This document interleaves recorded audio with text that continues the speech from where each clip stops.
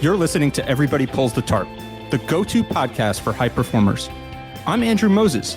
Each week, you'll hear my thought-provoking conversations with Olympians, pro athletes, CEOs, elite coaches, best-selling authors, and other high performers to uncover their secrets to success.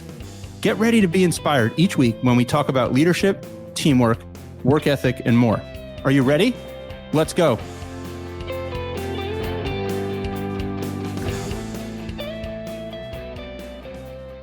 Hi, everyone. This week, my guest is professional footballer Matt Smith. Matt plays for Salford City and has scored over 100 goals in his professional career. At age 18, Matt was released from a football training program and at the time thought that might signal the end of the road for his chances to play professionally. He went to get a business degree and continued to train, often at 5 a.m. and again in the afternoon. Matt was interviewing for jobs in business and playing semi-pro football when things started to click. He had a red-hot 6 months at the semi-pro level and signed a professional football contract. The rest is history. In our conversation, Matt told me he believes he has always had limited natural ability, that's how he put it, relative to other athletes. But his relentless work ethic enables him to maximize every ounce of the talent he does have. Matt is also an avid angel investor and passionate about putting his business degree to work. We talked all about that as well. His story is a masterclass in the value of relentless work ethic, following your passions, and not letting the opinions of others define what you can be. I hope Matt's story helps you maximize your potential in whatever it is you do. So let's pull the tarp and get straight to professional footballer Matt Smith. Where I want to begin, your career has certainly had some interesting twists and turns, and maybe it's not the most linear for a professional footballer. You're in a training program at 18, you get released. Many at that point think that that's the end of your hopes of being a professional footballer. You go get a business degree. What are you thinking at that time in terms of your football career and where it's headed? And what are you doing at that point? At that time, that I wasn't going to be a footballer specifically. I was, looking for jobs in the city. I was headed down from my university base in Manchester down to London, doing interviews for management consultancy roles, and really looking to think what the next chapter of my life was going to hold for me. It was only sort of the latter part of my final year of studies that I really sort of started to make waves in semi-professional football in England, which is kind of a huge, not huge, but it's a big thing over here, and it's often a stepping stone. It's, works fundamentally different to the US system, where semi-professional non-league football can be a real stepping stone into the pros. And I did particularly well in my last 6 months, and then all of a sudden, a few professional teams started to contact me directly and say, would you be interested in meeting us and talking to us? And I thought, bloody hell, suddenly it's taken a dramatic turn from me just trying to secure work in London for when I graduate. And I got lucky, an amazing manager, Paul Dickov, who used to play for Manchester City, was keen to sign me, and he took me to Oldham, who were in the third division of English football at the time, League One. And that's kind of how it all began, really. So I'll always be indebted to him for sort of taking a chance on me from, the depths of non-league and giving me my opportunity to play professional football. Matt, I want to get into that some more. Was there a moment that you felt like it clicked where things really started to take off for you? You said you had some success that 6-month period. Was it just the compounding efforts of hard work for years leading up to that? Did something change? Talk about that for a minute. No, I'd say hard work has kind of been like the fundamental principle that I've always lived and worked by. As a footballer, I'll make no bones, I have quite limited natural ability, but what I do is maximize every ounce of ability that I do by working really hard. So I probably ended up doing a lot of training, which at the level I was playing would probably seem a bit stupid, a bit over the top, but I just persisted with it. And it was enthusiasm more than anything. My dad was a professional footballer before me. And then a full-time doctor. So I used to go train with him at 5, 6 o'clock in the morning before he went to work. When he came back, I'd train again with him. I was doing that all whilst I was at university, which again, when you're a university student, I'm sure anyone will tell you isn't, there isn't too many people doing that sort of thing. So I think yeah, like I said, a relentless work ethic really was probably what gave me my bit of luck, to be honest. And like I said, week on week in that final year, just I kept doing well, kept scoring goals, and I don't even know at what point it sort of like mentally thought, Christ, this actually something could turn for me here. And I think it wasn't until, like I said, I met Paul Dickov for a coffee that I thought, Jesus, like this is actually seeming potentially very real now. And like I said, I graduated June 2011, July 2011. I was on preseason camp with Oldham and Paul Dickov. So it all happened very, very quickly. You mentioned something interesting there. You said, for a professional footballer, you said, I don't have a lot of natural ability, but what I I make up for it with my work ethic, and I get every ounce out of the talent that I do. I'm sure you're very humble, Matt, and you have quite a bit of natural talent. But I'm curious, was there a particular point in your life when you identified that, when you said there are a lot of people around me who are more talented, and I'm going to have to outwork them. I'm going to have to do something different? Or did you figure that out later in life? I'd probably say that when I got released from Cheltenham Town, who were a professional side, their academy at 18 and went to university, that was probably the like, okay, I do lack what others might have. And all my junior years, like growing up, I didn't go through the conventional academy system that a lot of the English guys do. There are academies from 6 right through to 18. I just played local football and I always excelled, but it was a significantly lower standard. Like I said, it was only until I got to about 16, 17 that I had some trials with a professional side in their youth team and got taken on for a year. But at the end of the year, got released and was told by the youth team manager, and Bob Bloomer at the time, his name was, and he, just said that maybe professional football wasn't for me, that I'd be suited to maybe, non-league, semi-professional football. And that kind of left me quite disheartened. And that's when I decided to pursue university and just, again, probably go back to a more social level of football, very low non-league level, alongside actual university team as well.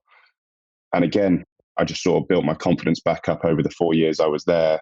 And like I said, it was only that really final year that was kind of that pivotal year where I really realized, actually, you know what, I've kind of come into my, and also with players as well, it can be different. Like for me, I'm a bit of an anomaly in football in the sense I'm 6'6", centre forward, and there's not many of us. Do you know what I mean? So I always kind of stood out anyway. But when I didn't really have a big growth spurt until I was about 18, 19, and I was kind of finding my body a little bit. So it kind of all kind of came together at the right time.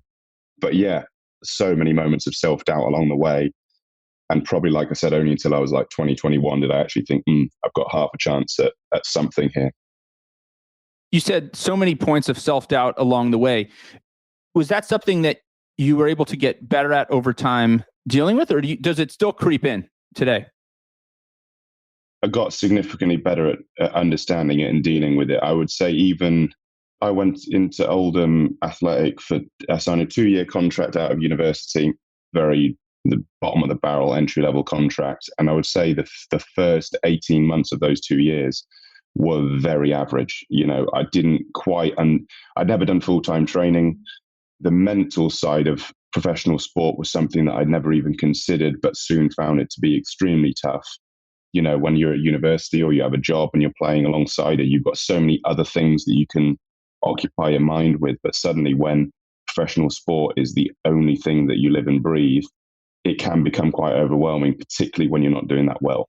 So for 18 months, like I said, I wasn't moving trees by any means. And you're staring down the barrel of 6 months left of my contract. You then think, what's happening here? Am I going back into non-league, out of the professional game? Do I need to go find another job again now? So many things creep through your head. And it wasn't until that last 6 months that the whole scenario flipped on its head. We had an amazing FA Cup run and we beat Liverpool. We drew with Everton and I scored some goals along the way and I did really well. And then the confidence snowballed and compounded, like I said, and then things took off from there, really. It's interesting because sometimes you hear people say that they succeed the most when they can focus their attention on one thing. But what you described there was a scenario where once professional football became the only thing for you and you didn't have these other aspects of your life, you didn't have university, you didn't have some of the other job search. Now the pressure started to uptick, especially when things aren't going well. You were probably thinking about some of these things and you're overthinking, do I belong here? How can I fix this? How can I fix that? Yeah. It's an interesting phenomenon because sometimes you think, ooh, when I could focus on something, things will get a little easier. But for you, it sounds like it was a little bit of a different type of adjustment. And that probably did come to me later on in my career. I think at the very beginning, everything was just so new. I'd never been exposed to big stadiums, big crowds. Obviously winning and losing matters in non-league, but it really matters in professional football. So understanding that side of the game, obviously, at a lower level, I was playing week in, week out, scoring week in, week out. I'm suddenly at a much higher level where I'm not doing that. And a bit of imposter syndrome can creep in. And it's tough. It's really tough. You can understand why it's such a small percentage of people that make it, because you have to be ridiculous mental strength as much as anything. That was the one thing that I thought, wow, this is night and day tougher, is just the whole mental side of it. And, going into a dressing room where you're competing with other, with your peers for a place, and it's ruthless.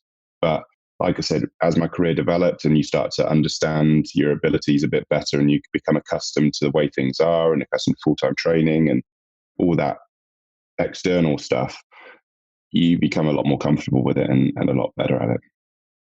Matt, would you say, as you think, back all those years and that period of time, was there one or two things that you began to do or that you adjusted or a mentor shared with you that you felt like made a really big difference in helping you find success at that level? Yeah, and I mean, I've had, a lot of good coaches and the backroom staff that came with them. Obviously, diet for me was a huge thing. I probably came into professional football a little bit overweight, having come from university and the lifestyle that brings. I'm probably a guy that needs to keep on top of his diet, because I'm a 100-kilo guy, 6'6". If you go even slightly above, suddenly you're really heavy. So that was a big thing for me, adjusting there. Big lifestyle change, obviously.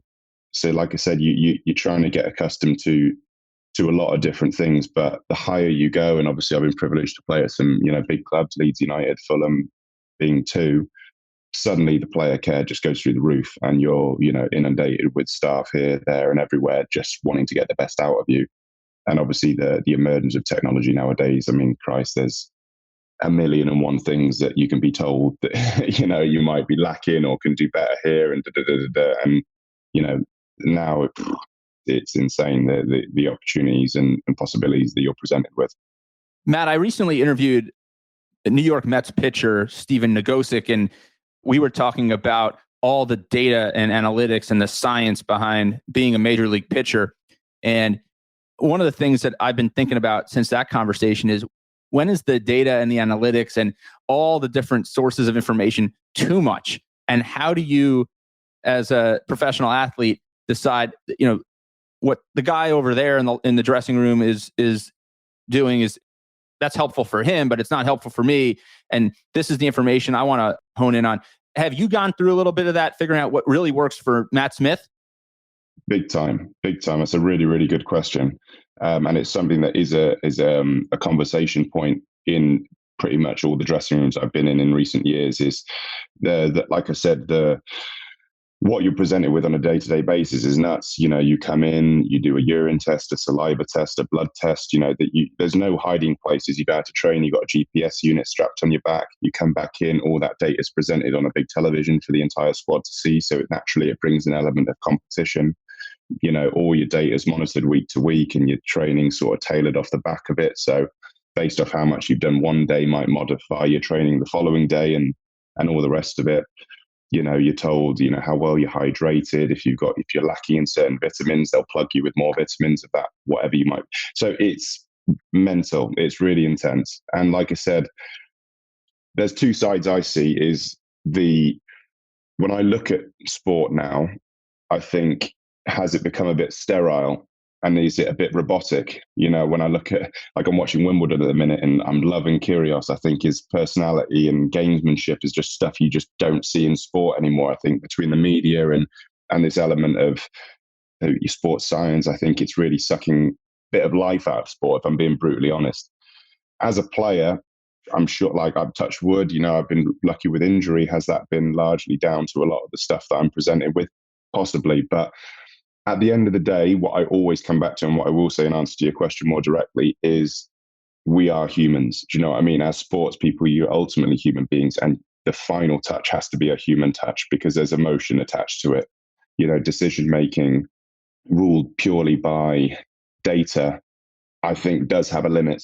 And ultimately, the final decision has to be a human one because we are human beings at the end of the day with emotions and, and all the rest of it. So when you do feel as though you're largely being dictated to by data, it can be frustrating at times, for sure.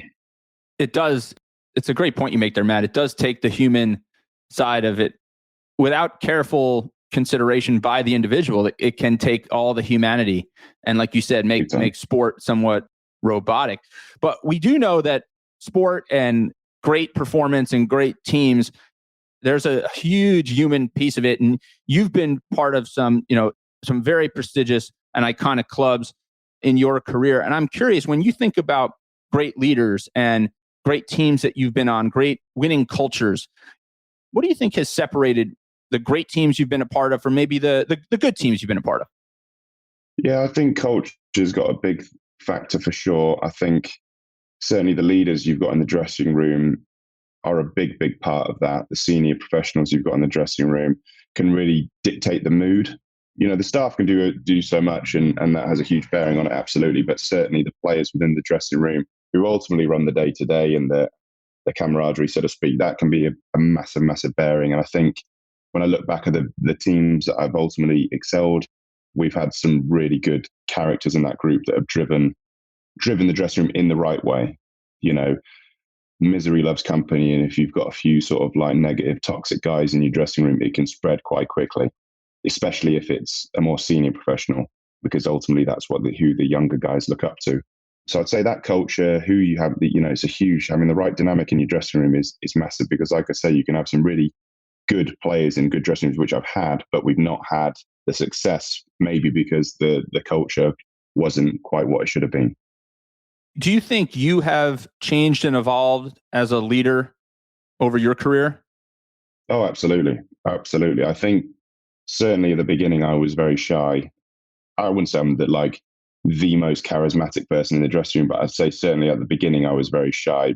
Probably a lot, like I said, a lot of imposter syndrome, a lot of feeling as though, wow, like I feel like not a bit of a competition winner, but I feel like I'm lucky to be here. Do you know what I mean? And then I think the more success you have, the clubs you move to naturally breeds that confidence. And I think just from witnessing kind of a lot of different dressing rooms, you sort of start to pinch a lot of the characteristics of the professionals that you most admired and thought provided the best atmosphere and environment. And I think over the years, I've probably pinched a lot of that alongside my own sort of natural personality. And I'm hopefully, like I said, I'm a positive influence on the guys around me. I'm the oldest in my dressing room now at 33. So naturally, I feel as though the younger guys will naturally look up to me. So it's kind of your duty to make sure everyone's rowing in the right direction.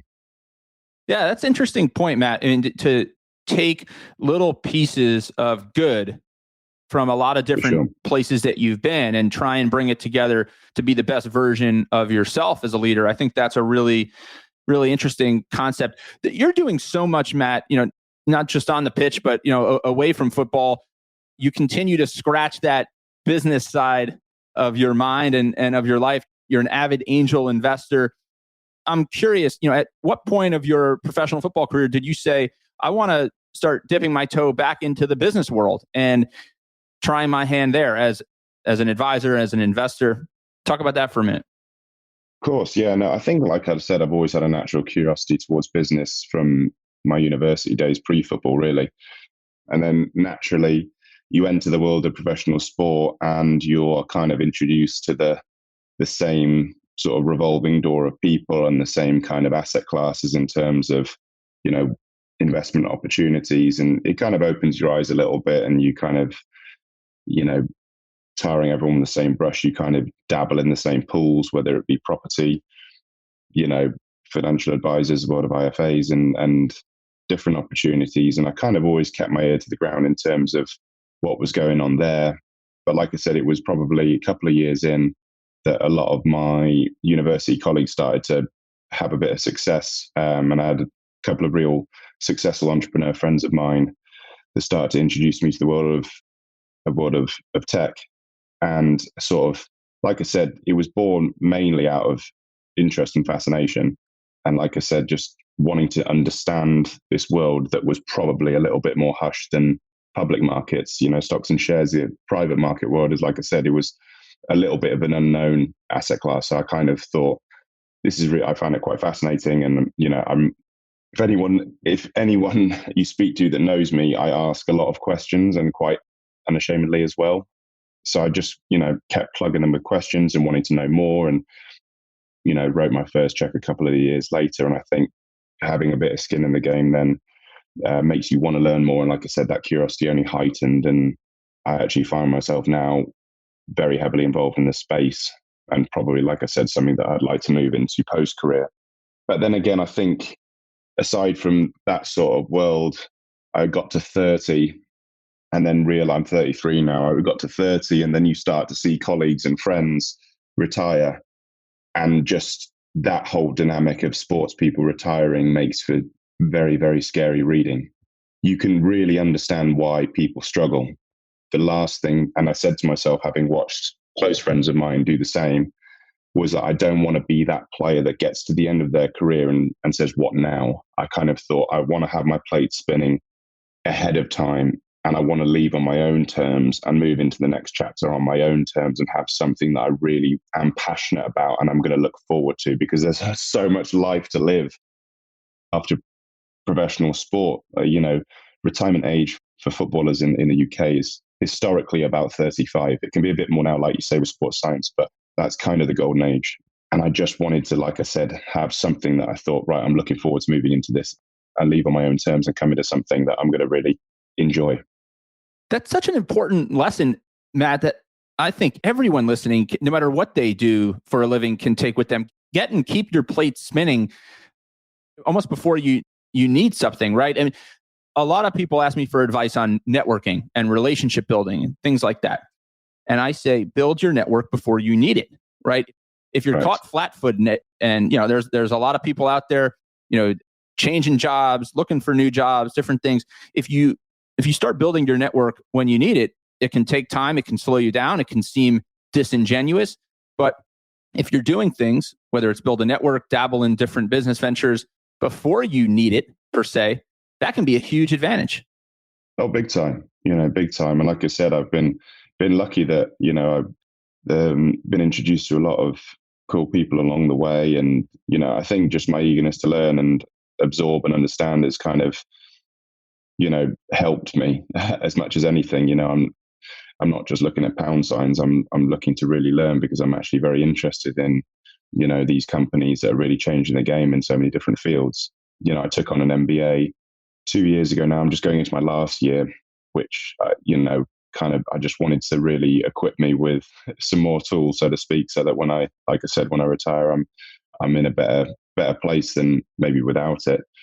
So I've enjoyed that process as well. But like I said, my focus on, the world of tech and the private markets is probably the one thing that I'm most absorbed in at the minute. And alongside my football, it's quite a nice focus to have. And going back to my previous point, having those additional focuses away from the field sometimes can be a benefit. Obviously, when you go to work, you want your sole focus to be on being the best you can be on the pitch.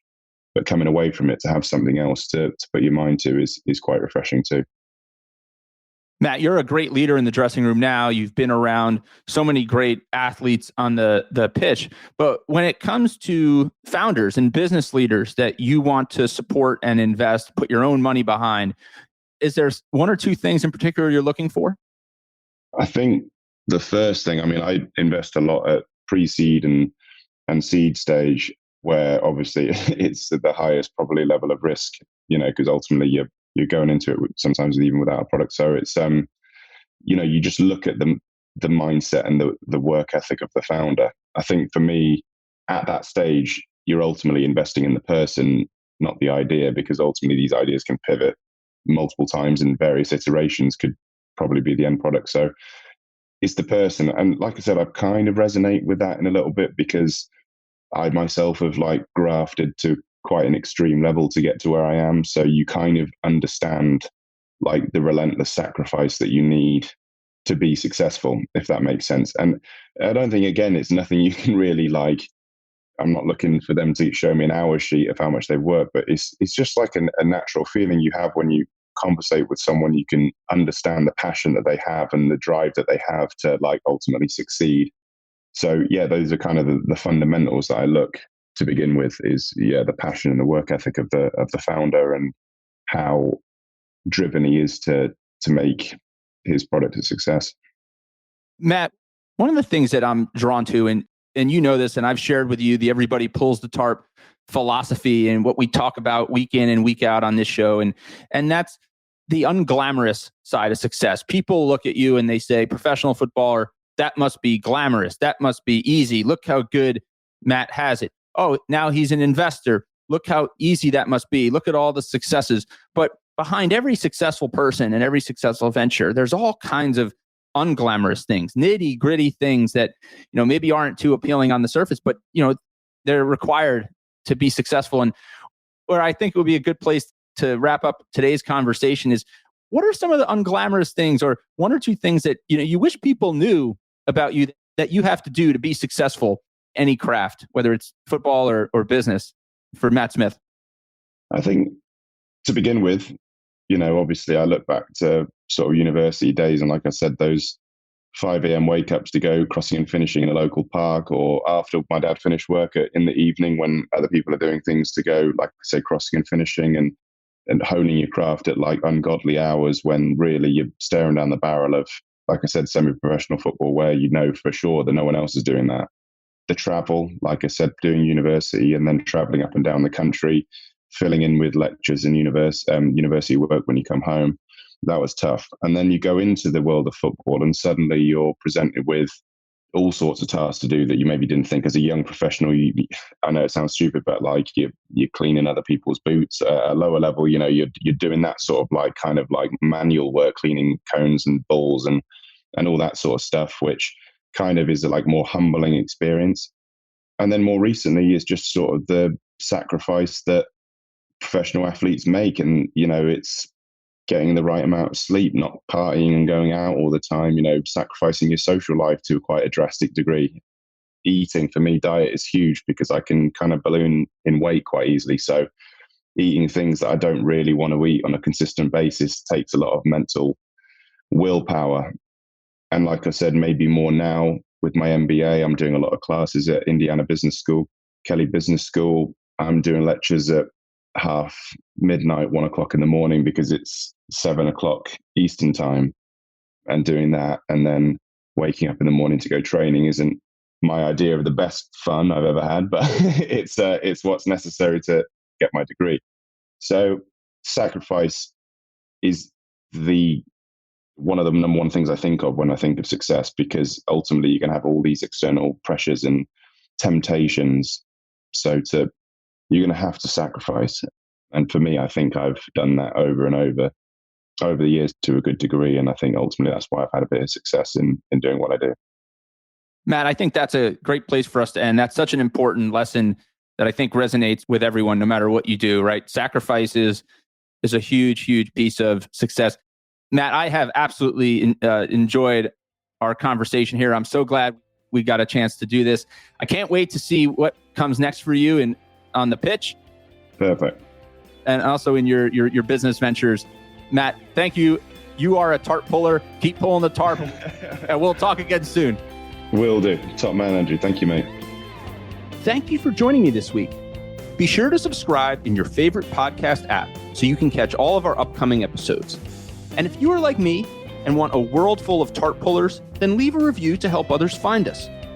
You can also follow me on Twitter at Andrew H. Moses. That's Andrew H. Moses. And be sure to sign up for my email newsletter at everybodypullsthetarp.com/newsletter. I'll share tips and insights to help you achieve maximum success and happiness. Today is a great day to pull the tarp. I am rooting for you. See you next time.